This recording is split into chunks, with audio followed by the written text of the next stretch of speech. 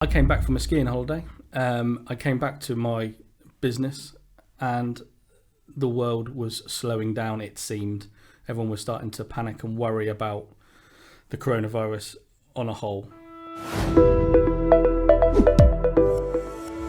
Welcome to what's going to be called Lockdown Stories. I'm Craig Oakes. I'm the president of the Weymouth and Portland Chamber of Commerce. We wanted to do a series of stories with local businesses to find out a little bit about them, get to know them a little bit more, and then to find out a little bit about how they've been dealing with the last 12 weeks over this coronavirus situation. Today I have with me Mark Bennett from Bennetts Fish and Chips. Hi Mark. How are we doing? You all right? I'm doing very well, mate.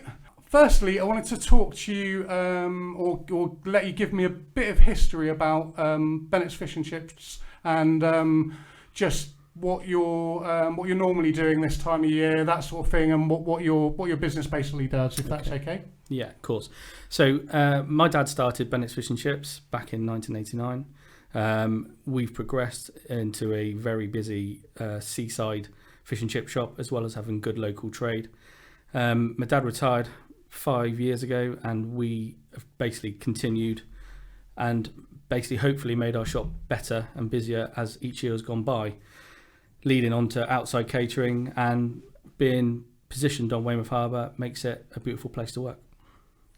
Fantastic. And what do you, so this time of year you'd be, what would normally be happening? So we are gearing up towards the summer holidays right now. We are usually dealing with trade of the sun's out, so they should be walking around the harbour, sitting on the benches, watching the boats go by. Some people will get the fish and chips and wander around to the other side, or walk up the Nove, or possibly go on the beach. But this is more usually the older generation in the town waiting for the kids' school holidays to turn up. Fantastic. So obviously looking now towards what we really want to talk about today, which is the whole coronavirus situation, the crisis that has happened over the last 12 weeks.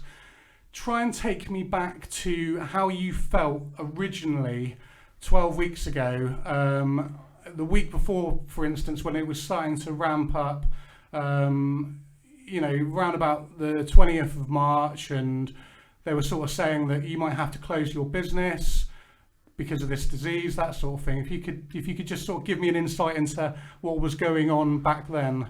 I came back from a skiing holiday. I came back to my business and the world was slowing down, it seemed. Everyone was starting to panic and worry about the coronavirus on a whole. We looked at the business and was trying to work out how we could put procedures in place if things got out of control across Weymouth or across the country. We followed the guidance that we were being given, and as the Prime Minister and the Queen spoke to us on Saturday and then on the Sunday, it might have been Sunday, Monday, we decided to close. We felt that it was the right thing to do morally. We felt it was the right thing to do for our staff. We thought it was the right thing to do for the business. Over the next 10 days, we spent all our time trying to reevaluate how we could reopen the business with the measures and the guidance that we were being given. And laying in bed, we basically realised that one night that the ice cream window allows us to have an open hatch to sell for click and collect and have a delivery system. So we then decided to find a company that could make an app for us. We had an app already being made, but it wasn't foolproof. So we had the app made in a rush, and we basically stuck it out there on Facebook, put it out in the paper, put it out on as many social media places as we could to see if there was a need for a chip shop to continue to trade but do it safely. And the results were outstanding at first, I have to be honest. Put it together and it yeah, did what you needed it to do. We were basically trying to encourage locals or any kind of customer that they could order on the app, pay for the food on the app and do it safely. And we will deliver the food via contact delivery, which basically means that we knock on the door, put the food on the doorstep if they would allow it, and we'd step back and they would then collect the food. And if you spin it around for the collections, the click and collect, it would allow them to come to the ice cream window at the time that it was stated and pick up the food. At first, the app let us down, and we had too many orders coming in, and we ended up having too many customers standing around on the harbour, which was a nice problem for a certain point, but at the same time, morally, it wasn't right. So we then changed it to the slots to be timed every 10 minutes, only put 2 customers in that slot every 10 minutes. So we started to reduce the traffic that was coming to the shop and parking on the harbour, and we stopped the people that were sort of gathering around our ice cream window wanting to take the food. Later on, 2 weeks later, the government obviously allowed day trippers to come to Weymouth.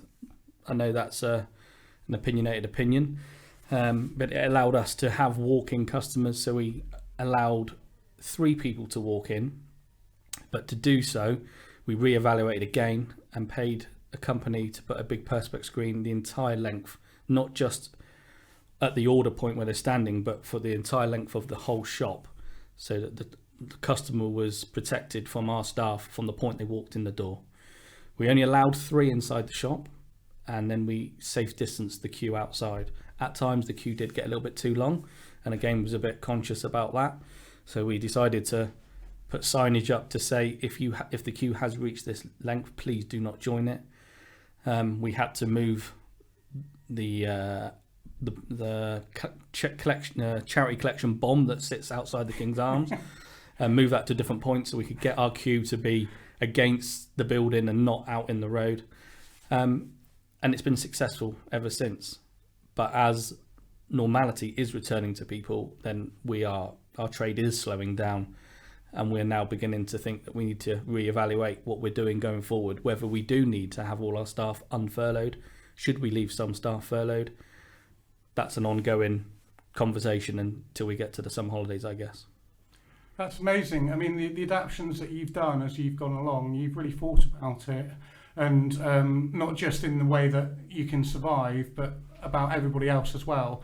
It's really great to hear that businesses are thinking in that way, and they're not just being reckless when they could be, just so that they can obviously get money. Although in certain situations you can understand why people have done whatever they can to put food on the table.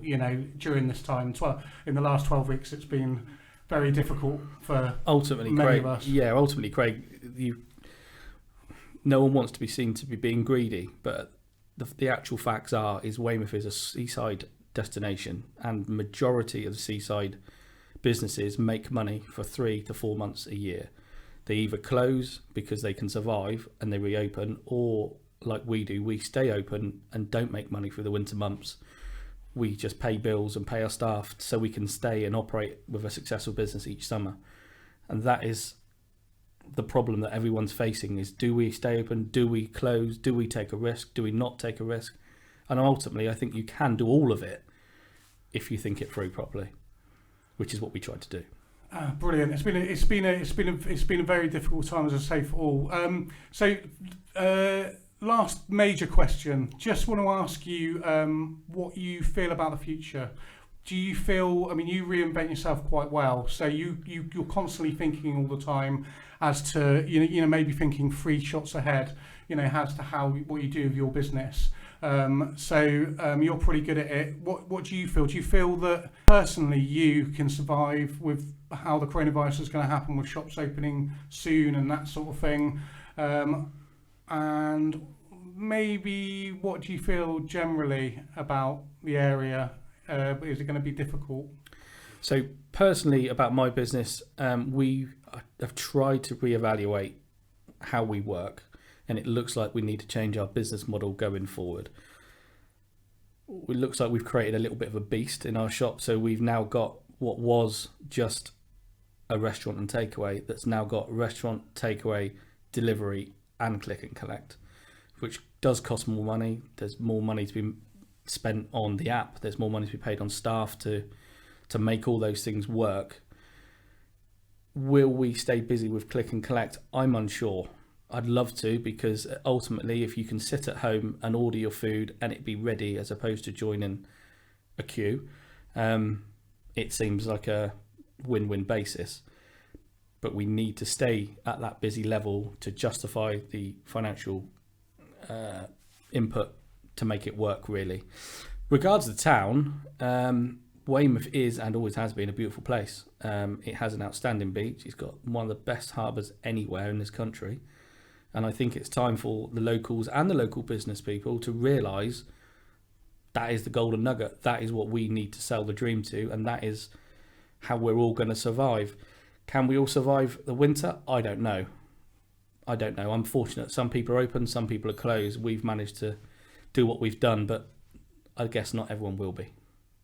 Lastly, just one more thing. I was just going to ask you, do you have a salient moment or a point during the last 12 weeks where you've had a real positive feel about, even though this has happened and it's completely unprecedented and nobody could do anything about it, and it has created a lot of negatives. Is there one thing that sticks in your mind that you think, oh, actually, it was useful because of this? I think there's a huge sense of togetherness from the community. There are a lot of people that have isolated and have relied on people to help. And not that I ever thought this would happen. We started receiving quite a lot of orders from one individual in a road that would then pay up front for individual houses. So we would get an order for a said road, and that person would pay £150 on their card, and then each bag would have a house number, and it would be delivered to one person's house, and they would then go and deliver it. I know that person. And that I think is amazing, and that's led to quite a few people doing it. And I'm not just talking about fish and chips now. I'm talking about anyone doing their shopping, and I think people have realised actually there is a community here, and it does need to be looked after, and it's not all about me all the time. That's fantastic, Mark. Thank you very much. And that's it for today's lockdown story. So please use Mark's Bennetts fish and chips down on the harbour side there, because they are really good, actually. I've had them a few times. And this is Craig Oakes from the Weymouth and Portland Chamber of Commerce signing off. See you for the next instalment of Lockdown Stories.